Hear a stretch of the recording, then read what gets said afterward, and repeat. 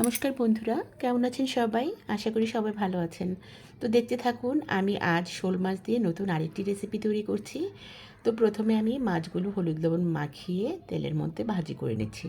আর এই রান্নাটা কিন্তু পুরোটাই সর্ষের তেলে রান্না করতে হবে।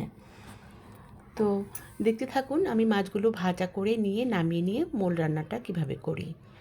তো মাছ আমার ভাজা হয়ে গেছে, আমি কিন্তু এবার নামিয়ে নিচ্ছি।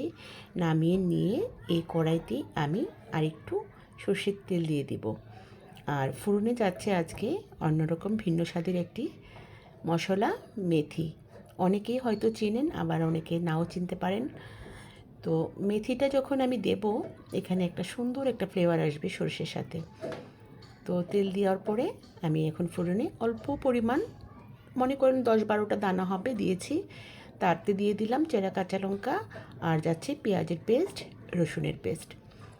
তারপরে দেব আমি হলুদ, এটা একটু ভাজা করে নিয়ে হলুদটা দিয়ে দিচ্ছি।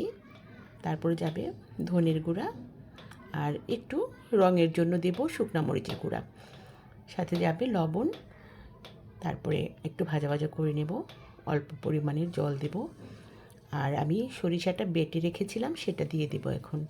এটা দিয়ে ভালো মতন কষিয়ে কষিয়ে তেল ওঠা পর্যন্ত আমি কষিয়ে নেব। তারপরে একটু হালকা জল দেব ঝোলের জন্য, দিয়ে আমি ভেজে রাখা মাছগুলো তাতে দিয়ে দেব। এটা যখন একেবারে টকবগিয়ে ফুটতে থাকবে, এখনই কিন্তু অনেক সুন্দর একটা গন্ধ বেরিয়েছে, একদম খেতে ইচ্ছে করছে এখনই। ভালো লাগলে এরকম রান্না করে খাবেন, ভীষণ পছন্দের এই রেসিপিটা আমার। আর শোল মাছ বলে কথা, এখন দিয়ে দিলাম চেরা কাঁচা লঙ্কা, আর দিয়ে দেব ঢাকনা। দেখুন রান্না কিন্তু আমার শেষ, ফাইনাল লুকটা দেখুন, ভীষণ সুস্বাদু হয় শীতে শোল মাছ। অবশ্যই রান্না করে এভাবে খাবেন। ভালো লাগলে লাইক কমেন্ট শেয়ার দিয়ে আমার পাশে থাকবেন। ধন্যবাদ।